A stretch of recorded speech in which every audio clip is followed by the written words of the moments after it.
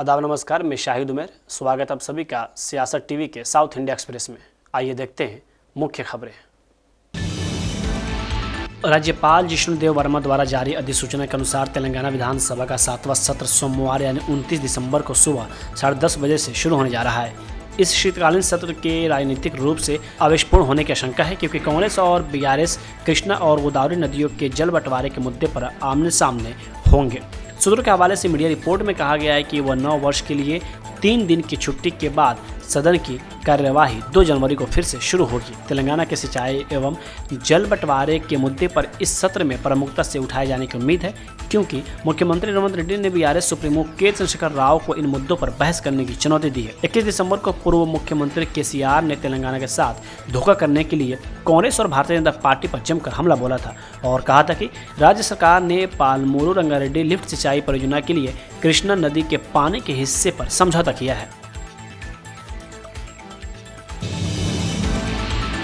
तेलंगाना के मुख्यमंत्री रेवंत रेड्डी के बयान पर तेलंगाना जागृति की संस्थापक के कविता ने कहा कि मुख्यमंत्री रेड्डी विपक्ष दल की बेहद आपत्तिजनक टिप्पणियों से आलोचना कर रहे हैं। वे जनता के लिए कुछ नहीं कर रहे हैं और उन्हें अपने वादों को पूरा करना चाहिए। उन्होंने 18 वर्ष से अधिक आयु की महिलाओं को 2500 रुपये देने, स्कूटी वितरित करने और पेंशन बढ़ाने का वादा किया था, लेकिन वे कुछ नहीं कर पा रहे हैं और जनता से खुलेआम झूठ बोल रहे हैं। उन्नाव बलात्कार पीड़िता की कांग्रेस सांसद राहुल गांधी से मुलाकात पर पार्टी नेता वी हनुमंतराव ने कहा कि उन्हें जमानत मिल गई। सोनिया गांधी अन्याय को लेकर इतनी भावुक हो गई कि वे रो पड़ी और उन्होंने राहुल गांधी से पीड़िता के परिवार की मदद करने को कहा। अन्याय का सामना करने वाले गरीब लोगों की मदद करना उनके परिवार का कर्तव्य है। न्यायपालिका को और सख्त होना चाहिए। राहुल गांधी परिवार की रक्षा करेंगे और उनका ख्याल रखेंगे। सोनिया गांधी हर्षद वो इतना फील हुई, उनके साथ नाइंसाफी हुआ और उसको बेल मिला तो उनके आंखों में पानी भी आया और राहुल गांधी को बोली कि तुम आप वो फैमिली को हेल्प करना। इससे पता लगता कि सोनिया गांधी जहाँ गरीबों के साथ अन्याय होता वहाँ उन्हें बहुत हर्ट होते। लोग ह्यूमैनिटेरियन ग्राउंड कोई भी लेडी या कोई इंसिडेंट हुआ तो सोनिया गांधी बड़ा फील होती। तो राहुल गांधी वो फैमिली को देखो बोले तो पैसा लीडर को बहुत से कम लोगों को देखा मैं। किसी के साथ अन्याय हुआ तो इमीडिएट हर्ट होती, उनको हेल्प करो बोलती। तो वो फैमिली में है कि गरीबों के साथ अन्याय हुआ तो रिएक्ट होते, गरीबों को कुछ हेल्प करना बोल के सोचते। तो एज ए राजीव गांधी भी वैसी थी, राजीव गांधी भी वैसे था। गरीबों को कहीं अन्याय हुआ तो इमीडिएट उन्होंने फील होके पैसे भी जाता था। तो वही स्टाइल है हमारे सोनिया गांधी का। वो रिपीट जैसा महिला के साथ हुआ, उसको बेल मिला बोल के कितना हट हुए थे। तो मतलब क्या है, लॉ एंड ऑर्डर में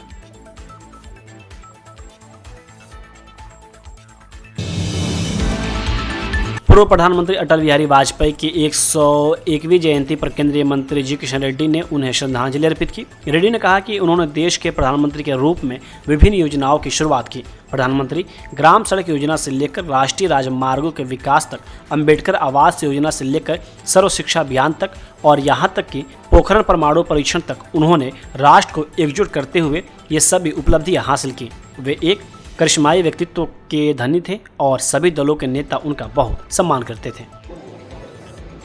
आज देश भर में भारतीय जनता पार्टी के द्वारा और केंद्र सरकार की ओर से, अलग अलग प्रांतीय सरकार की ओर से हर गांव में भी अटल बिहारी वाजपेयी जी का, जो भारत का पूर्व प्रधानमंत्री थे, भारत रत्न थे, भारतीय जनता पार्टी का फाउंडिंग प्रेसिडेंट भी है, उनका आज 101 बर्थडे सेलिब्रेशंस देश भर में हम कर रहे। आज उनकी श्रद्धांजलि देश भर में पार्टी के द्वारा, अलग अलग संस्था के द्वारा समर्पित किया गया। अटल बिहारी वाजपेयी जी देश जब प्रधानमंत्री थे, देश के विकास के लिए अलग अलग स्कीम शुरू किया है। वो प्रधानमंत्री सड़क योजना हो, ग्राम सड़क योजना, नेशनल हाईवेज हो, वाल्मीकि अंबेडकर आवास योजना हो, सर्वशिक्षा अभियान हो, पोखरान के अनुपरीक्षण हो और पाकिस्तान से वार के समय पे भी ये सब पूरा देश को एकत्रित करके सरकार चलाए। अटल बिहारी वाजपेयी जी का अद्भुत व्यक्तित्व है। देश के सभी राजनीति से उठकर सभी पार्टी के लोग उनको मानते हैं, उनके विजन से आगे आने के लिए काम करते हैं। इसलिए अटल बिहारी वाजपेयी जी के समय उनका एक युवा हृदय सम्राट के नाम पर भी लोग उनको पुकारते थे। ऐसे देश के करोड़ों करोड़ों नौजवानों को स्फूर्ति दिए व्यक्ति अटल बिहारी वाजपेयी जी है। उनको मेरा ओर से भी, हमारे तेलंगाना भारतीय जनता पार्टी की ओर से मैं उनको श्रद्धांजलि समर्पित करता हूं।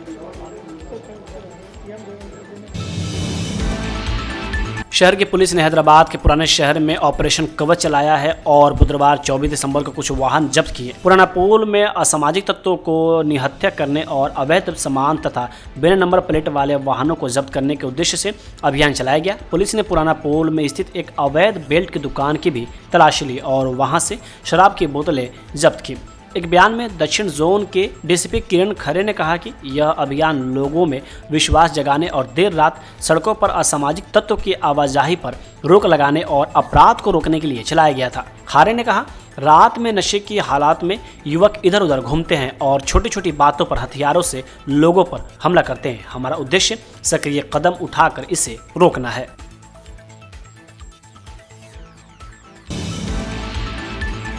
कर्नाटक सरकार में मंत्री जमीर अहमद के निजी सचिव सरदार सरफराज खान के ठिकानों पर लोकायुक्त की रेड हुई है।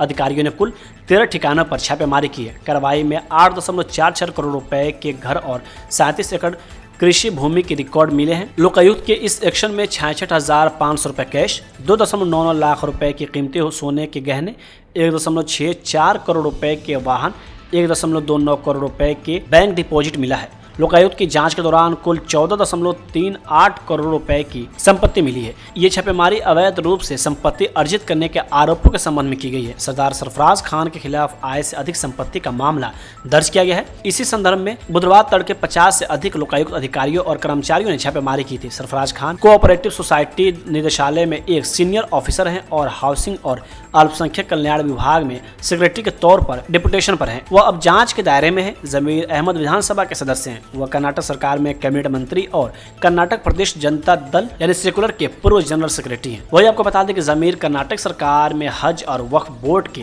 पूर्व मंत्री थे।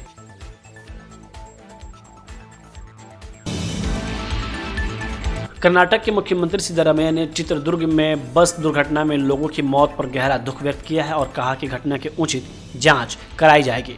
पुलिस के एक वरिष्ठ अधिकारी के अनुसार यह घटना बुधवार देर रात 2 बजे हिरियूर के पास एक तेज रफ्तार कंटेनर ट्रक ने बेंगलुरु से गोकर्ण जा रही एक लग्जरी स्लीपर बस को टक्कर मार दी, जिसके बाद बस में आग लग गई और कम से कम 9 लोगों की मौत हो गई। सिद्धरामैया ने सोशल मीडिया प्लेटफॉर्म एक्स पर एक पोस्ट में कहा कि चित्रदुर्ग के पास एक लॉरी और बस के बीच हुई भीषण दुर्घटना हृदय विदारक है, जिसमें कई यात्री जिंदा जल गए। यह बेहद दुखद है कि क्रिसमस की छुट्टियों के लिए घर जा रहे लोगों की यात्रा इस तरह की त्रासदी के साथ समाप्त हुई। उन्होंने आगे कहा कि दुर्घटना की पूरी जांच की जाएगी और इसके कारणों का पता लगाया जाएगा। मृतकों की आत्मा को शांति मिले, ऐसी कामना करता हूं। मैं दुख की इस घड़ी में शोक संलिप्त परिवारों के साथ हूं। वही उप मुख्यमंत्री डी.के. शिव कुमार ने भी हादसे और जनहानि पर गहरा दुख व्यक्त करते हुए कहा कि मैं मृतकों के प्रति संवेदना व्यक्त करता हूं और घायलों के शीघ्र स्वस्थ होने की कामना करता हूं। देश भर में क्रिसमस धूमधाम से मनाया जा रहा है। इसी बीच छत्तीसगढ़, महाराष्ट्र और उत्तर प्रदेश से प्रदर्शन, तोड़फोड़ और मारपीट जैसी घटनाएं भी सामने आई है। यूपी के बरेली में हिंदू संगठनों ने जहां चर्च के बाहर हनुमान चालीसा पाठ किया, वहीं दिल्ली में लोगों ने तुलसी पूजा की। गुरुग्राम में हिंदू संगठनों के विरोध को देखते हुए क्रिसमस पार्टी कैंसिल करनी पड़ी। दिल्ली के साकेत इलाके में यूथ स्टैंड फॉर सोसाइटी नामक संगठन की ओर से आज तुलसी पूजन का आयोजन किया गया। पूजा में शामिल लोगों का कहना था कि उन्हें क्रिसमस से कोई आपत्ति नहीं, लेकिन उन हिंदुओं से दिक्कत है जो क्रिसमस मनाते हैं। उनका कहना है कि पश्चिमी संस्कृति के प्रभाव के कारण लोग अपनी परंपरा और संस्कृति को भूलते जा रहे हैं। वहीं केरल के अलाप्पुझा जिले में क्रिसमस की पूर्व संध्या पर उस समय अफरा तफरी मच गई जब दो अलग अलग कैरोल सिंगिंग ग्रुप्स के बीच विवाद हुआ और वो हिंसक झड़प में बदल गया। नूनालाड इलाके में हुई इस घटना में कई लोग घायल हो गए। पुलिस के अनुसार यह घटना क्रिसमस ईव की रात करीब 11:30 बजे बताई जा रही है। कैरोल राउंड्स के दौरान दोनों समूहों के बीच किसी बात को लेकर कहासुनी शुरू हुई जो देखते ही देखते बढ़ गई।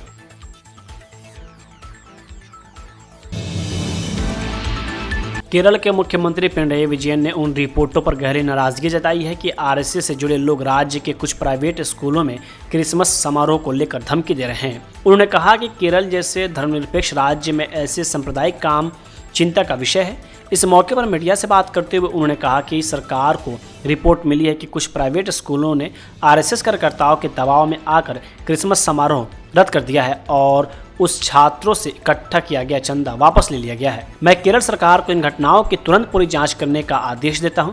मैं चेतावनी देता हूं कि धार्मिक भेदभाव को बढ़ावा देने वाले स्कूल मैनेजमेंट और समारोह में रुकावट डालने वालों के खिलाफ सख्त कार्रवाई की जाएगी। संविधान द्वारा गारंटी दिए गए मौलिक अधिकारों का उल्लंघन किसी भी हालत में बर्दाश्त नहीं किया जाएगा।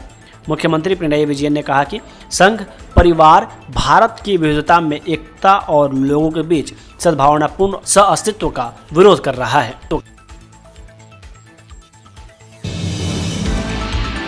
कांग्रेस सांसद शशि थरूर ने भारत की सीमाओं के प्रभावी प्रबंधन के लिए सरकार की जिम्मेदारी पर जोर देते हुए कहा कि अवैध अप्रवासियों की मौजूदगी व्यवस्थागत विफलताओं को दर्शाती है जिन्हें सख्ती और कानूनी रूप से दूर करने की आवश्यकता है। एक मीडिया से बात करते हुए थरूर ने कहा कि अगर लोग अवैध रूप से देश में प्रवेश कर रहे हैं या वीजा अवधि समाप्त होने के बाद भी रुक रहे हैं तो यह सीमा प्रबंधन और आव्रज नियंत्रण में खामियों की ओर इशारा करता है। थरूर ने पूछा कि अगर अवैध अप्रवासी हमारे देश में आ रहे हैं तो क्या यह हमारी विफलता नहीं है? क्या हमें अपनी सीमाओं को बेहतर ढंग से नियंत्रित नहीं करना चाहिए? उन्होंने आगे कहा कि सरकार को ऐसे उल्लंघनों के खिलाफ कार्रवाई करने का पूरा अधिकार है। उन्होंने कहा कि वास्तव में अगर कोई भी इस देश में अवैध रूप से या वीज़ा अवधि समाप्त होने के बाद भी रुका हुआ है तो सरकार को उन्हें निर्वासित करने का अधिकार है। इसलिए सरकार को इस मामले में अपना काम करने दें।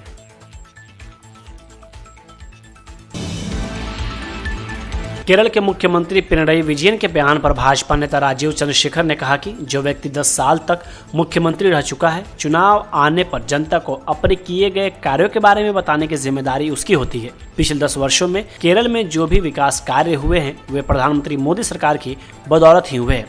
पिछले 10 वर्षों में पिनराई विजयन ने भ्रष्टाचार की सरकार चलाई है। कि 10 साल जो मुख्यमंत्री सरकार में रहता है उनका दायित्व ये होता है कि जब इलेक्शन आ रहा है 10 साल के बाद वो लोगों के सामने बताएं कि उन्होंने काम क्या किया। इसके बजाय लोगों को डिस्ट्रैक्ट करने का जो ये पॉलिटिक्स कर रहे हैं केरल के मुख्यमंत्री कि पैसा नहीं मिल रहा है, पैसा नहीं मिला है।